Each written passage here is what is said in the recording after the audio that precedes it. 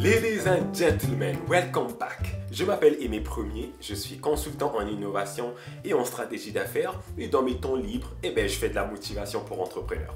Aujourd'hui, je voudrais vous parler d'un sujet très actuel parce que c'est le début de l'année, tout le monde en parle et je parle ici des résolutions du nouvel an. Selon une étude faite à l'université de Scranton en Pennsylvanie aux États-Unis, 8% des gens seulement arrivent à tenir leur résolution du nouvel an. Radio-Canada a publié un petit article dans lequel il dit que dans les salles de sport, 80% des gens qui s'inscrivent au nouvel an, au mois de janvier, finissent par abandonner d'ici le mois de mars. Fait que imaginez. Donc aujourd'hui, je voudrais vous encourager à faire quelque chose d'assez radical et je vais expliquer pourquoi. Je vous encourage aujourd'hui à complètement laisser tomber vos résolutions du nouvel an et à la place d'opter pour les objectifs du nouvel an. Là, vous posez la question, mais de quoi il parle? Pourquoi? C'est quoi la différence? Paniquez pas, j'arrive.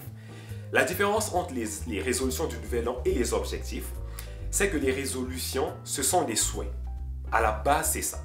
C'est que je décide de faire telle chose à partir de janvier ou je décide d'arrêter de faire telle chose à partir de janvier. Selon les recherches, les résolutions sont généralement faites sur la base des émotions. Quelque chose est arrivé, par exemple, vous avez pris du poids pendant le temps des fêtes, vous vous sentez tellement mal, vous dites « Tiens, à partir de janvier, je vais faire quelque chose. » Donc, il n'y a rien de fort et de stable et de réellement exigeant là-dedans. C'est vraiment plus fun que d'autres choses. Imaginez que le gouvernement de votre pays, le Premier ministre ou bien le président de la République passe à la télé pour dire « Voici les résolutions de mon gouvernement. » Comment vous allez voir ça en tant que population? Ça va être comme « Mais qu'est-ce que c'est que ça, cette connerie ?» Je veux dire, on n'a pas envie d'entendre vos résolutions, on veut entendre quels sont vos objectifs. Qu'est-ce que vous allez faire pour nous? Qu'est-ce que vous allez faire avec notre argent, avec nos taxes? Je comprends? Parce que résolution, c'est très vague, c'est très général, c'est très évasif. C'est justement pour ça que je vous conseille de faire des objectifs du nouvel an, pas des résolutions. La différence avec les objectifs, c'est qu'un objectif vient avec un plan. Si tu n'as pas de plan, appelle pas ça un objectif, appelle ça une résolution, ou un souhait, ou un rêve, quelque chose d'autre, mais pas un objectif. Un objectif, ça doit avoir un plan. Par exemple, mon but c'est de me lancer en affaires, mais pour que ça devienne réellement, il faut que je puisse l'étayer avec une stratégie, un plan. Par exemple, étape 1, je vais aller chercher quelqu'un qui peut m'enseigner. Étape 2, je vais écrire mon plan d'affaires. Étape 3, je vais aller chercher un local, chercher de l'argent, ainsi de suite. Je vous conseille fortement de réfléchir à cette question des résolutions versus objectifs.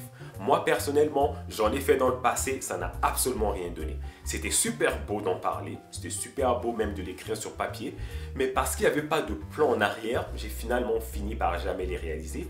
Et finalement, je me suis rendu compte que je tournais en rond, jusqu'à ce que j'ai essayé les objectifs.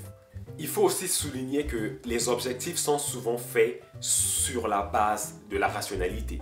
Parce que justement, le but il est là, mais tu as été capable de décortiquer le but pour voir comment tu vas faire pour y arriver.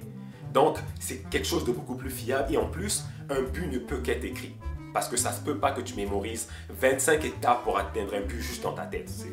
C'est pas faisable, ok? Il faut que tu l'écrives. Donc, le fait de l'écrire, ça montre déjà un sérieux parce que tu as arrêté tout ce que tu faisais pour t'asseoir et pour pouvoir rédiger. Pour conclure, je vous encourage fortement à laisser tomber toutes vos résolutions du nouvel an et à partir de maintenant, d'adopter les objectifs du nouvel an. Et n'oubliez pas, votre objectif doit avoir un plan parce que sinon, ce n'est pas un objectif, ok?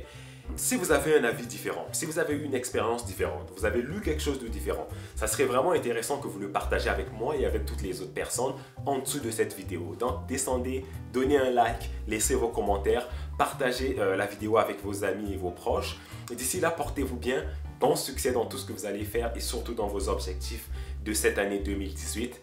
On se revoit sur mon site internet aimepremier.com. Je suis consultant en innovation et en stratégie d'affaires. À la prochaine. Ciao.